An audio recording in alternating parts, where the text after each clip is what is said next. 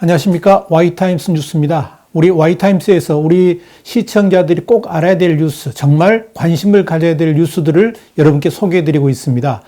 주한미군이 북한의 대량 살상 무기를 제거하는 훈련, 이걸 사진과 함께 공개를 했습니다. 아주 이례적이죠. 아마도 김정은한테 장난칠 생각하지 말라, 꿈도 꾸지 말라, 이런 협박을 한 것이 아닌가 이렇게 생각이 듭니다. 주한미군이 지난해 11월 한국군과 진행한 북한 대량 살상 무기 WMD라고 그러는데요. 이 대량 살상 무기 제거 연합 훈련 사진을 1월 초에 공개를 했습니다. 그 배경이 주목되고 있습니다. 주한미군이 페이스북에 올린 31장의 사진 자료는 주한미군 제23 화학대 소속 501 중대하고 한국의 수도 기계화 사단하고 북한 WMD 제거를 위한 연합훈련을 하는 장면인데요. 대북 압박 수위를 높이기 위한 것으로 해석되고 있습니다. 이 사진들이 주목받는 이유는 유사시에 북한에 침투해가지고 핵무기, 그 다음에 핵물질, 생화학무기 이런 것들의 시설을 접수하고 이걸 회수하는 작업을 맡고 있는 그런 부대입니다. 이 부대들이 연합해가지고 실제에 가까운 훈련을 했다는 거죠. 그 사진을 공개한 겁니다. 이 사진 속에는 주한미군과 한국군 병력 수십 명이 방독면을 쓰고 목표 시설을 보이는 터널 입구에서 투입을 대기 중인 모습도 찍혀 있었습니다.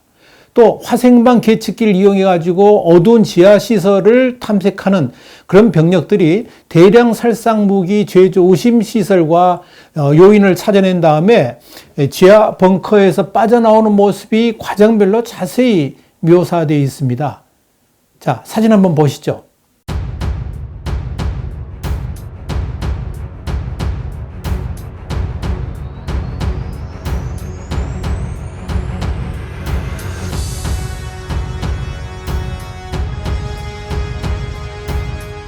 한미는 이번 훈련에서 북한의 생화학무기 제조기지에 공동으로 침투해가지고 시설을 접수한 다음에 무기를 회수하고 또 무력화하는 시나리오를 집중 훈련한 것으로 알려졌습니다. 이들은 7일간 북한의 지하시설과 유사한 곳에서 훈련했고요. 훈련 내용에는 북한군하고 교전을 한 다음에 적의 핵심 요원들을 생포하는 시나리오도 포함된 것으로 전해졌습니다. 이 주한미군의 중대급 부대가 북한 대량 살상 무기 제거 관련 훈련 사실을 외부에 공개한 것은 아주 이례적인 일로 풀이되고 있습니다. 이번에 훈련에 참가한 이 부대는 오는 3월에 진행되는 한미연합 군사훈련에도 투입될 것으로 알려졌습니다. 여기에 대해서 미국 전문가들은 이번 훈련이 북한의 화학, 생물학, 그런 전력에 맞서기 위해서 한미동맹이 정례적으로 실시해온 훈련이다. 그렇게 지적을 했습니다. 데이비드 맥스웰 민주주의 수호재단 선임연구원은 3일날 미국의 소리 VOA를 통해서 이런 말을 했습니다. 유사시에 한미연합사령부가 북한 내 대량 살상 무기가 위치한 장소를 확정 지어주면 한미연합군이 실전 투입돼 가지고 북한이 대량 살상 무기를 무기화해 가지고 한국군과 미군에게 사용하는 것을 막기 위한 훈련이다. 이렇게 설명을 했습니다. 그는 또 이런 말도 했습니다. 501 중도에 배속된 화생방 무기 전문가들이 해당 무기들을 안전한 곳으로 옮기고 내관을 분리해가지고 최종 해체하는 작업을 맡게 될 것이다. 이렇게 덧붙였습니다. 자, 여기에 대한 뉴스 코멘트입니다. 이 뉴스를 우리 Y타임스가 어떻게 보는가 아주 적나라하게 그리고 확실하게 설명을 해드리는 코너입니다. 사실 이제까지 이런 훈련 사실 자체가 공개된 적은 거의 없었습니다. 사진은 더더욱 공개하지 않았죠. 그런데 주한미군이 그렇게 극비훈련을 과감하게 공개한 것은 한마디로 북한더러 생화학무기라든지 대량 살상 무기 사용할 생각조차 하지 말라는 그런 압박으로 보여집니다.